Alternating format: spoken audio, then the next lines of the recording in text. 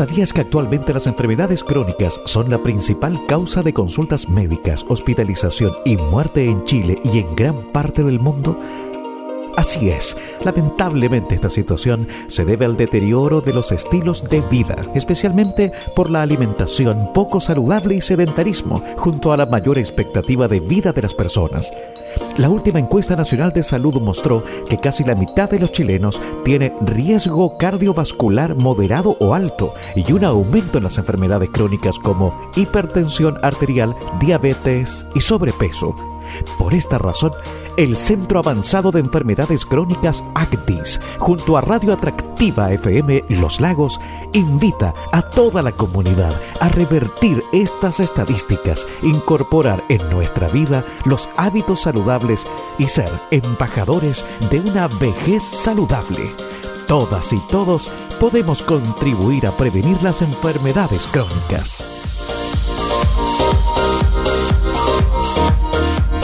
Continuamos acompañándoles en el horario de la radio en viernes por la mañana desde Atractiva FM, y como lo habíamos anunciado, cada viernes en realidad conversamos con alguien del equipo médico o científico del Centro Avanzado de Enfermedades Crónicas ACDIS. En esta oportunidad le vamos a dar la bienvenida a Ingrid Araya, que es bioquímica de formación, es doctora en bioquímica y biofísica de la Universidad de Regensburg en Alemania. ¿Qué tal, Ingrid? ¿Cómo está? Gusto en tenerla a través de la línea telefónica en este horario. ¿Cómo está usted?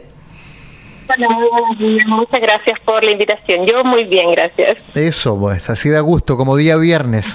Y para, hablar de algo que usted maneja muy, muy bien en su especialización, como es la epigenética y el envejecimiento. Y ahí la pregunta de rigor para que nuestra audiencia también se enganche de inmediato. ¿Los factores ambientales influyen o no influyen en la activación o inactivación de los genes? ¿Y cómo influyen finalmente en la vejez y en algunas funciones fisiológicas que tiene nuestro organismo, ¿cierto? Para que vayamos desmarañando este tema que está tan interesante. Perfecto, sí. Primero, clarificar o dar a entender a las personas qué es la epigenética. Probablemente algunas personas han escuchado hablar del concepto, otras probablemente no. La epigenética, en general, son todos los mecanismos que regulan la expresión de los genes. Esa es como la definición, digamos, biológica, ¿cierto? Sí. ¿Pero qué significa esto? La epigenética son básicamente los mecanismos que permiten prender y apagar genes, dependiendo de las necesidades fisiológicas de una célula o de un organismo, ¿ya? A diferencia de la genética, la genética es el ADN, ¿cierto? Los genes y cómo estos se heredan en las progenies, ¿cierto? Uh-huh. La genética tiene que ver con todos los factores que van a participar de la regulación de este prendido o este apagado de los genes, como por ejemplo todos los factores ambientales a los que nosotros estamos sometidos, el estilo de vida, la dieta, la actividad física, el consumo de tabaco, de alcohol, etcétera. Esto básicamente es como por definición lo que es un mecanismo epigenético. Sí, pues y ahí uno entiende de inmediato los factores ambientales que también son decisivos.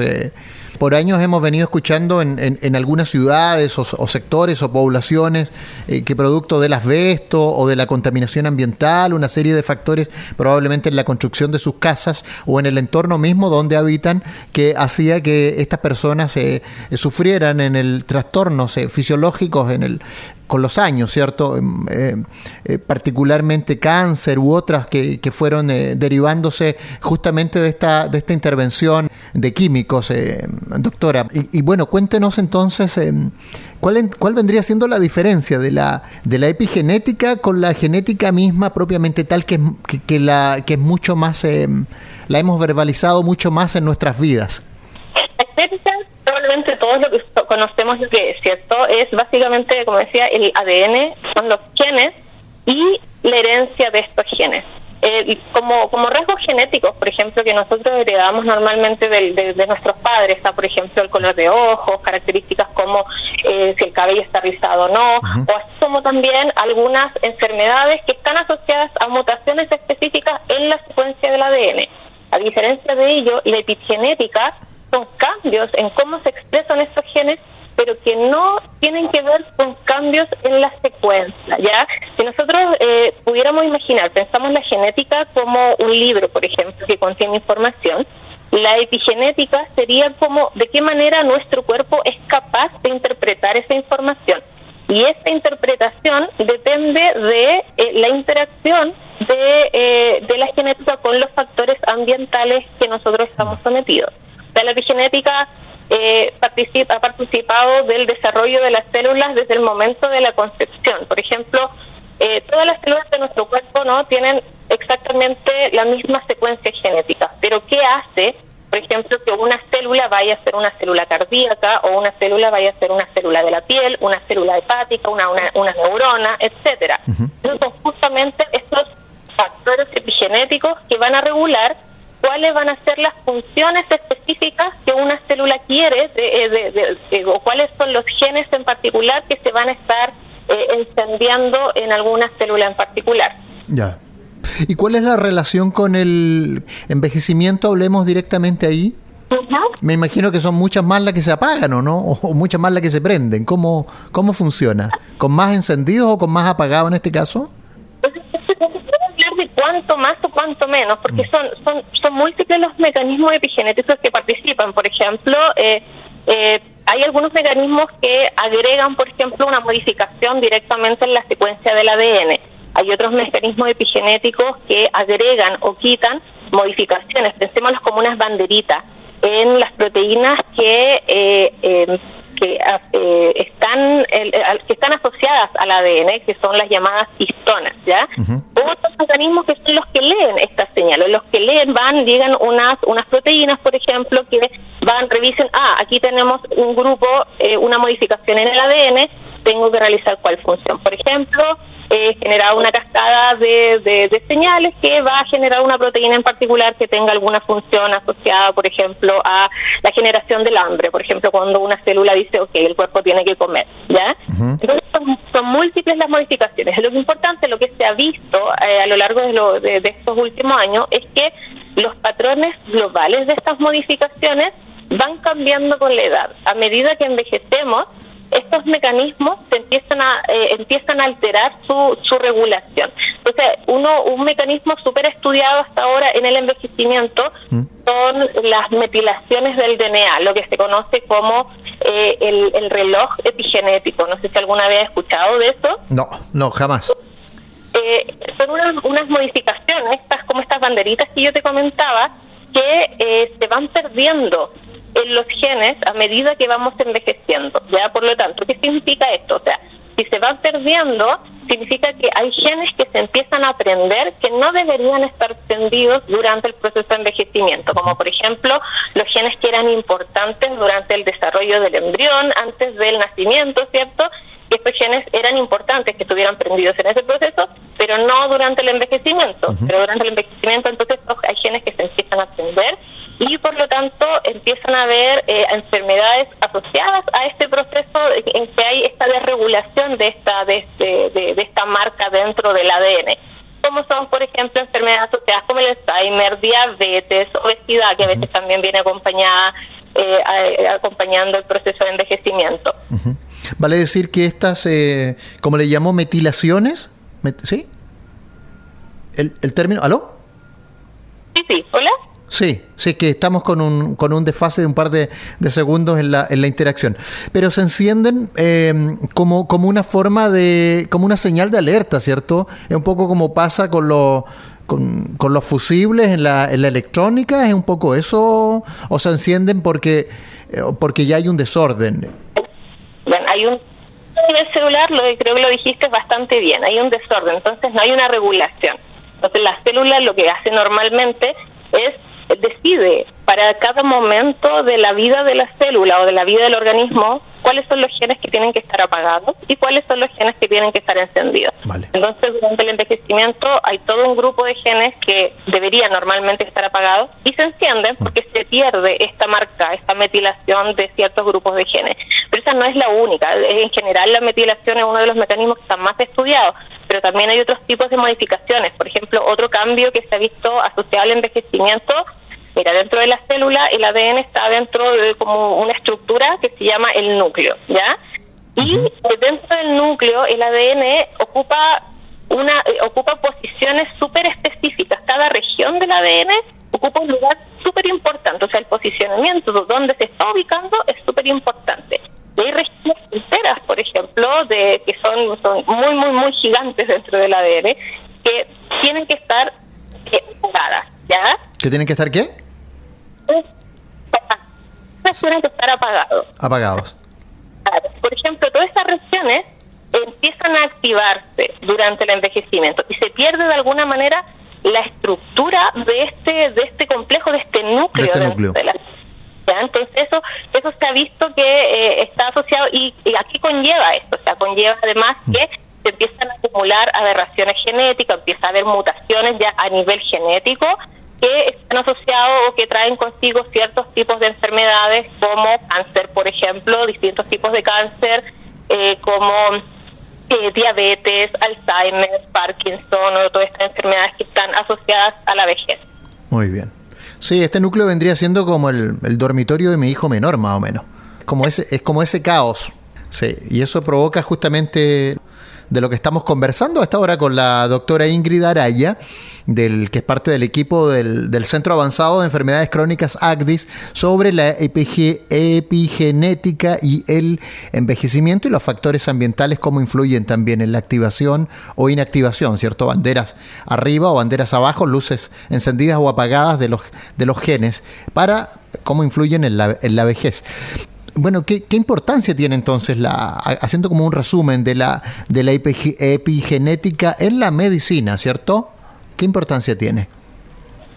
Súper buen punto, porque estos cambios que ocurren en las células, estos cambios epigenéticos, son reversibles. Y eso es súper importante, por lo tanto, abre toda una ventana para buscar blancos terapéuticos que permitan, de cierta manera, revertir esta acumulación de estos cambios epigenéticos que se producen en la vejez y que traen, como te decía, traen consigo todas estas enfermedades que están asociadas, ¿ya?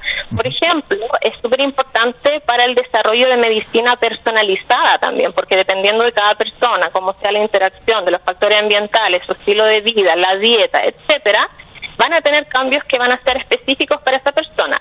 Por lo tanto, la epigenética permite o pone como blanco de estudio la medicina de precisión o medicina personalizada. Por ejemplo, la detección temprana de marcadores, de cambios epigenéticos como marcadores moleculares para la detección temprana de ciertos tipos de enfermedades, así como también la búsqueda de blancos específicos para nuevas drogas que puedan modificar de cierta manera estos mecanismos epigenéticos, estas marcas epigenéticas que están alteradas durante el envejecimiento. Vale. ¿Y qué factores de la vida cotidiana afectan esta epigenética? Absolutamente todo, por lo tanto, todo, porque la epigenética es básicamente cómo se relaciona el ambiente con la genética, ¿cierto? Por lo tanto, todo absolutamente influye. Mira, yo te voy a poner un ejemplo que no es de humanos, pero como para que la gente pueda entender. Las abejas. Las abejas. Todas son clones, ¿cierto? Genéticamente son clones, ¿ya? Sí. ¿Qué hace la diferencia de que una abeja vaya a ser una reina o que una abeja vaya a ser una obrera? El cambio está en la dieta. ¿Y qué hace la dieta? Por ejemplo, las abejas, las larvas de abejas son alimentadas con jalea real. Y la jalea real se ha visto que hace cambios en, justamente como te decía, la metilación del ADN, ¿ya? Entonces, ¿qué significa eso? Que esta modificación del ADN que está influenciado por la dieta, ¿cierto? Lo que trae consigo es toda una diferencia a nivel de comportamiento, a nivel de función de un organismo completo, ¿ya? Y lo mismo pasa en humanos, obviamente no pasa como el caso de la jalea real, ¿cierto?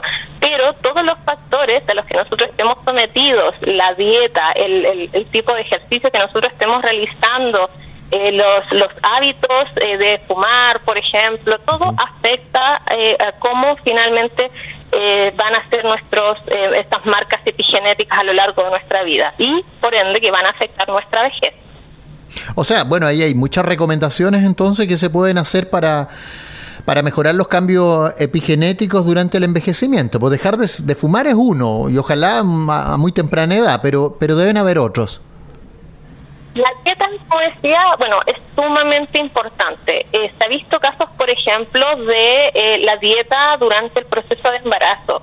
En embarazos que son de mamás que son obesas o que tienen una mala alimentación, un exceso de comidas con grasa, un exceso de azúcar, hay una alta incidencia de que los bebés sean obesos y que traigan a lo largo consigo el desarrollo de enfermedades asociadas a problemas epigenéticos, como por ejemplo la diabetes tipo 2.